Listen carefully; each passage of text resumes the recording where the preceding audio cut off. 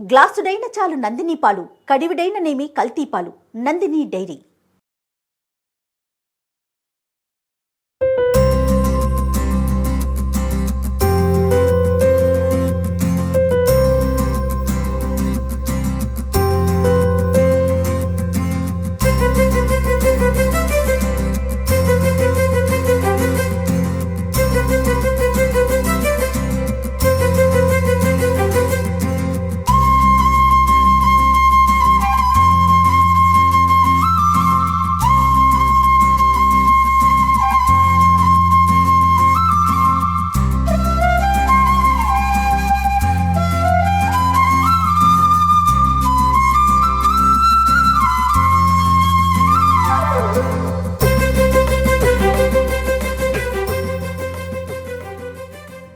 నమస్తే రమగారు. నమస్తే జయ.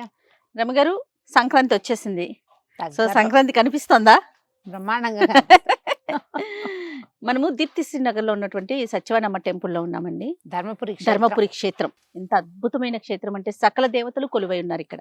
ఆకుపచ్చగా కూడా అవును, ఎప్పుడు స్టూడియోలోనే మాట్లాడతాం కదా, ఈసారి ఇట్లా కొంచెం మన కోసం చూడండి, ముగ్గులు వేసి గొబ్బెమ్మలు అన్ని రెడీ చేశారండి. సంక్రాంతి అట్మాస్ఫియర్ కనిపించాలని ఒక ముఖ్య ఉద్దేశం, అంటే మళ్ళీ చూపించాలి అనేసి. ఏమనిపించింది రమ్మగారు? మీరేం మాట్లాడట్లేదు? నువ్వు మాట్లాడు. యాంకర్ నువ్వా నేనా? మన ఇద్దరి మధ్య తేడా ఉందా? యాంకర్ గెస్ట్ అసలు యాంకర్ అవకాశం ఇస్తున్నారా నాకు మీరు? మరి నువ్వు తీసుకోవాలి. రైట్. భోగి పండుగ శుభాకాంక్షలు రమ్మగారు. భోగి గురించి ఒక్కసారి మాట్లాడుకుందాం. సుమన్ టీవీ ప్రేక్షకులందరికీ భోగి పండుగ శుభాకాంక్షలు. సంక్రమణానికి ముందు వచ్చే రోజు, ఎప్పుడు సంక్రమణానికి ముందు రోజుని భోగినే అంటారు, ఒక రోజు ముందుని. అవును, అలా మనకు అట్లా అలవాటైంది. అవును.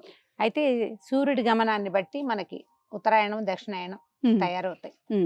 ఉత్తరాయణ పుణ్యకాలానికి ముందు రోజు చాలా ప్రముఖమైన రోజుగా దీన్ని చెప్పుకుంటాం. అవును. ఇప్పటిదాకా అంటే ఒక 5-6 నెలలుగా మనం దక్షిణాయనంలో ఉన్నాం.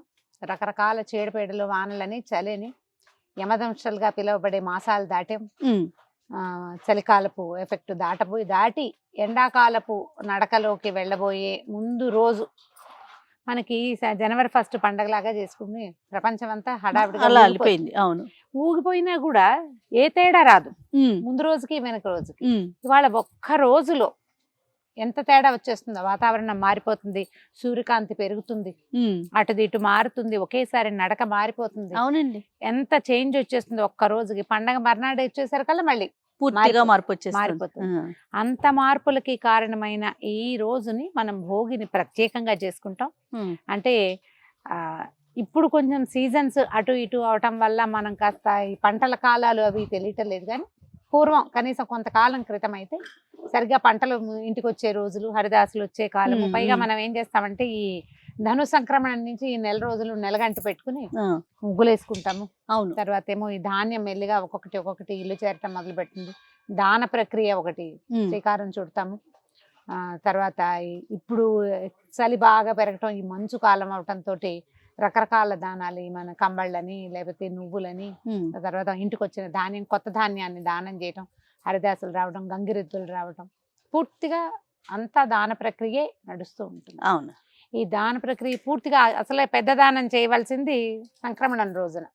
మకర సంక్రమణం రోజున మనం ఏం చేస్తాం, పితరులకి కూడా తర్పణాలు విడుస్తాం, పెద్దలకు పెట్టుకుంటారు.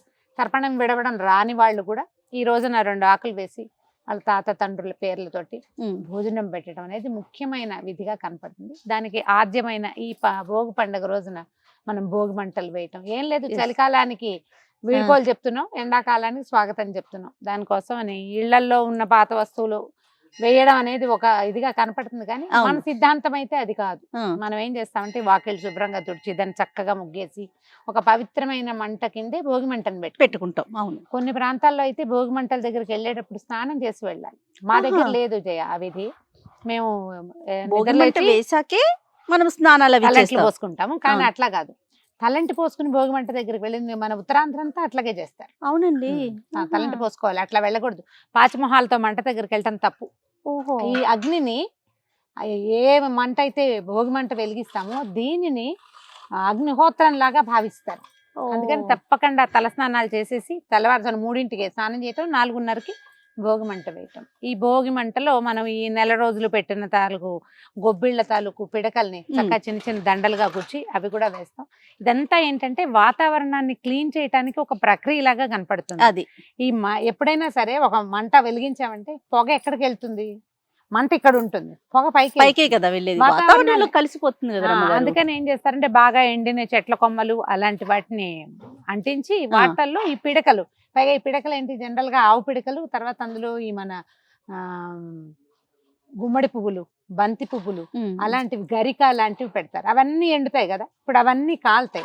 ఈ కాలిన మంట తాలూకు పొగ మళ్ళీ వాతావరణాన్ని క్లీన్ చేస్తుంది. ఈ నెల రోజుల నుంచి పొగ మంచు ఉంది. అవును, ఈ పొగ మంచులో రకరకాల క్రిములు చేస్తాయి. అన్ని దగ్గులు జలుబులే కదా మనకు వచ్చేది. అవును, ఈ దగ్గు జలుబు వాటికి ఈ పొగ వైద్యం కింద పనిచేస్తుంది. ఓవరాల్ గా చూసుకుంటే మన భోగి మంటలు కానీ లేకపోతే ఈ గొబ్బిళ్ళు పెట్టడం కానీ ఇదంతా కూడా ఖచ్చితంగా వాతావరణాన్ని శుభ్రం చేసే విధానమే కనపడుతూ ఉంటుంది. ఓకే, ఇంచుమించు మన పండగలన్నీ అంతే చూడు. ప్రతి పండగ వెనుక ఒక ఆరోగ్య రహస్యం దాగి ఉంటుంది. అందుకని ఈ భోగి మంట వేసేటప్పుడు ఏ చెక్కలు పడితే ఆ చెక్కలు వేయటం, చాటలు చీపుళ్ళు లాంటివి పడేయటం చేయకూడదు. వింటూ ఉంటాను, మిగిలిపోయిన వస్తువులన్నీ కూడా భోగి మంటల్లో వేసేస్తూ ఉంటారు. అంటే పనికిరాని వస్తువుల్ని, మిగిలిన వాటిని మనం ఒక్కటి ఆలోచించాలి. ఈ పొగ మనం ఏదైతే మంట వెలిగించి భోగి మంటని మనం ప్రత్యేకంగా చేస్తున్నామో దాంట్లో నుంచి వచ్చే పొగ మన వాతావరణాన్ని క్లీన్ చేయాలంటే చెత్తలు పడేస్తే ఇట్లా, అంతే కదా, శుభ్రమైనవి మంచివి చక్కటి చెక్కలు పనికి వచ్చేవి, వాతావరణానికి పనికి వచ్చేవి కదా. అంటే ఈ ప్లైవుడ్ లాంటివి వెలిగించకూడదు, టైర్ల లాంటివి పడేయకూడదు, బట్టలు పడేయకూడదు, అవి కాదు. అవి కాకుండా మనం ఏం చేయాలి, ఈ పిడకలు లాంటివి గనక వేసి మంచి బాగా ఎండిపోయిన మొద్దు వెలిగిస్తే గనక ఎక్కువ గంటల సేపు మంట వస్తుంది.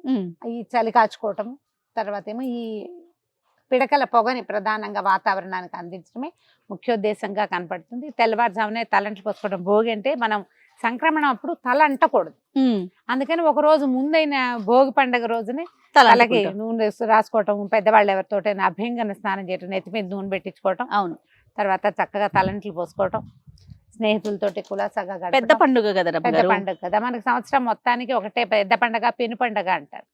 పెద్ద పండుగ అవటం వల్ల ముందు రోజే మనం తల స్నానం చేయాలి. ఆ విధి భోగినాడు చేయటమే ప్రత్యేకమైన పద్ధతి. చక్కగా నువ్వు అభ్యంగనం చేయటం, ఎక్కడున్న వాళ్ళైనా పండక్కి ఇంటికి వచ్చేసేయటం. కొత్త అల్లుళ్ళకి ఫస్ట్ పండుగ అంటే ఇంకా మరీ విశేషం. కొత్త కోడళ్ళకి, కొత్త అల్లుళ్ళకి విశేషమైన పండుగ ఉంటుంది. భోగినాడు తప్పకుండా చేయవలసింది ఏంటంటే నువ్వులు తింటాం. నువ్వులు తినటం, నువ్వులతోటి ఏదైనా చికెనో లడ్లో లేకపోతే మనం చిమ్మిరి లాంటితో చేసుకోవటము, వీటిని పంచుకోవటం. తర్వాత బొమ్మలు పెట్టే ఆచారం ఉన్న ఊళ్ళలో భోగినాడు బొమ్మలు పెడతారు. ఈ నెల రోజులు ధనుర్మాసం నడిచింది కదా, అమ్మవారు భోగి పండుగ రోజునే గోదాదేవి రంగనాథ స్వామిలో ఐక్యమైంది. ఆ రోజునే ఆమెకి కళ్యాణం జరిపించారు కాబట్టి విష్ణువాలయాలన్నిట్లలో మన గోదా కళ్యాణం చేస్తారు. అవకాశం ఉన్న వాళ్ళు దేవాలయానికి వెళ్ళటం, చక్కగా గోదా కళ్యాణాన్ని కళ్ళతోటి కళ్ళారా చూసి అంతే ఆమె ఎట్లా భగవంతుడిలో ఐక్యమైందో అది కూడా తెలుసుకుని చక్కగా తీర్థం ప్రసాదం స్వీకరించడం, చుట్టాలు పక్కాలందరినీ పిలుచుకోవటం, స్వీట్లు, లడ్డూలు లాంటివి, అరిసెలు లాంటివి తయారు చేసుకోవటం, కలిసి జరుపుకునే పండుగ. అందుకని ఏం చేస్తామంటే ఏదో మన ఇంట్లో మనం కాకుండా కొంచెం ఫ్రెండ్స్ ని, అవును, వాళ్ళని వీళ్ళని పిలుచుకుని సరదాగా జరుపుకునే పండుగ కదా. అందరం కలిసి కుటుంబం అంతా కలిసి జరుపుకునే పండుగగా భోగి పండుగని ముందుకు తీసుకెళ్దాం. ఈ రోజున తప్పనిసరిగా చేయవలసిన విధి ఏంటంటే అభ్యంగనం చాలా ముఖ్యమైనది. పెద్దవాళ్ళు ఉంటే వాళ్ళతోటి తలకు నూనె పెట్టించుకోవటం, లేకపోతే ఇక మనమే ఇంట్లో ఎవరు పెద్దవారు ఉంటే వారితో, అంతే కదా రమ్మగారు. అంతే, రైట్ రమ్మగారు.